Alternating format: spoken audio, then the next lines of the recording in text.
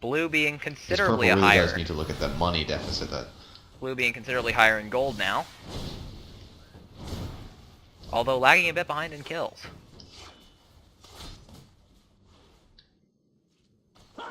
Wukong being allowed to farm in peace. Not the greatest idea. Especially being leveled behind, because now he'll catch up and make the teams truly uneven, which they should be. Because it seems that the skill of Purple is making up for their lack of Wukong, but when their Wukong gets back into the game, this could end up very poorly for Blue. Indeed. And Trinity picked up an Avar's Blade. That was definitely a good choice for this game, considering their gold deficit, and a critical build by Trinity would be most helpful, as most Trinities do go for critical hits for obvious reasons. indeed. Trinity relying on his ulti as usual. And we have... But now both of them have ulti, so this will probably not go the same way. Indeed, yeah. It's like they're both building those criticals. Just in slightly different ways. And Annie v Wukong up at top. But I shouldn't say that's a surprise that Wukong's Wukong's gonna get still annihilated. not strong enough to do much. It looks like he's going to be feeding that team unless he somehow can make up by jungling or just farming. Almost, but if Annie has that, there goes Wukong again. A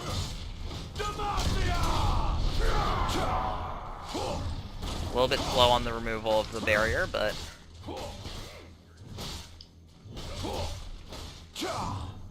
and Annie still has complete reign over top.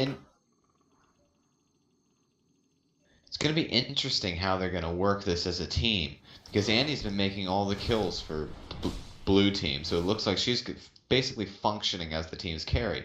Now, unless Purple does something to restrict Annie's farming, then Purple is going to have a very tough time later in game. Unless that is if Kale can pull off her invulnerability on any of Annie's targets. And we have a possible this gank could end up on... going very poorly. Oh, and there goes... And then Kale's locked down. Oh, but she is getting triple teamed, and there goes Annie. Perfect use of abilities. And... Kale. And now looks like the purple Trendy is going to have some problems with dealing with Annie now.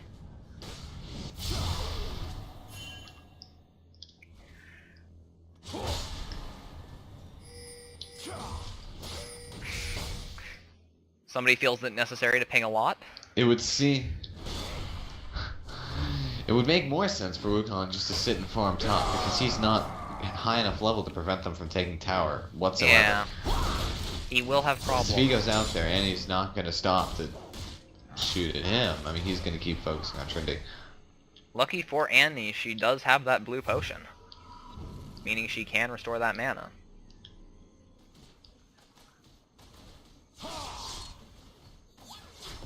Oh! A little bit too quick of a reveal. They might have fallen for that had they not popped out of the bush. And looks like Annie might be getting a bit on the greedy they side. still might make a kill on it.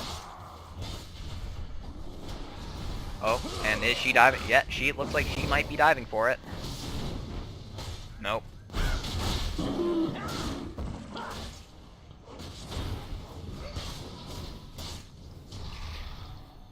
And Build's looking pretty basic at this point. No one's trying anything spectacular, but then again, Purple should feel pretty confident that they are going to have to pull something out of this that'll be pretty sneaky. But I don't think they have a general idea of just how far they are behind. yeah. Even though kill-wise it's only 5-4, Purple really needs to step it up, because late game, Blue's out-leveling, and Blue's monetary supplement at this point is going to make havoc for them. Yeah. Although, I'm not sure if you counted out-leveling if the purple Trendy is level 9 and the whole blue team is level 8. Is that out-leveling? It's out leveling simply because Wukong is 6 true. and Annie is 8 as well, actually. But so you do provide a good point. Trendy getting red buff. But 1 level difference. Yeah.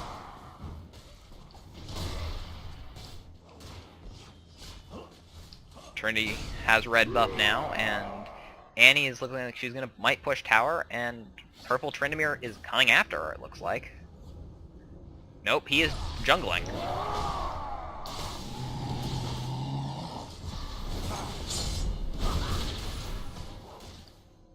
Seems kind of strange for Trinity to be jungling at this point, especially when they had a perfect gank opportunity in the bot lane, and when Annie's going to tank top tower with that minion wave. I don't know exactly what purple's doing. It seems that lack of team composition is what's really going to mess them up this game. Yeah, if they had somebody a little bit heavier DPS, I think they'd be doing a little bit better. Although purple Trinity is actually utilizing Jarvan's own ulti to escape. And here comes the gank on Annie, it looks like. Or... Now let's see if Annie can I think that's just going to be Wukong's death. Oh, that very close, but poorly timed gank. Yes, indeed. Especially because Annie can probably escape this. Yeah, so I'd be very surprised. And there comes the other Trinity and Endless Rage FTW. Oh. Oh, he's not going quite fast enough though. There's the and heal. red buff. And Ooh, then there great goes job Trinity. by Kale, but not quite good enough. Trinity died to Trinity. Ooh. Oh, well, Ace on Twisted. That one's gonna hurt. thanks to that buff. 'Cause that skill usually does no damage, but that buff, the lizard buff, really helps them out. It looks like that lucky move may have just decided the game for them. Indeed. Taking inhibitor this early is certainly a feat. 15 minutes into the game, just the point of surrender. And second ace. Ouch. And bottom tower being tanked by Jarvan. They're leaving the minions to deal with the inhibitor. Probably not quite confident in Annie's lack of And mana. health. Probably a good choice. She is at a quarter health, so.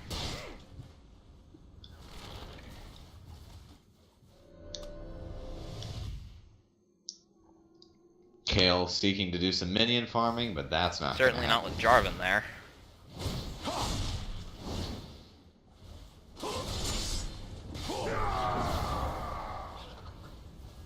Oh, Jarvan's gonna have a tough time getting out of this one, even with Flash. Oh, but no pursuit. Although Trinity would have kept them off him.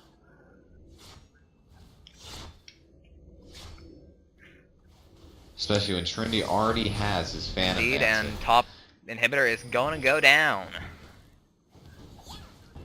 Unless Trinity can do something about it, but... Oh!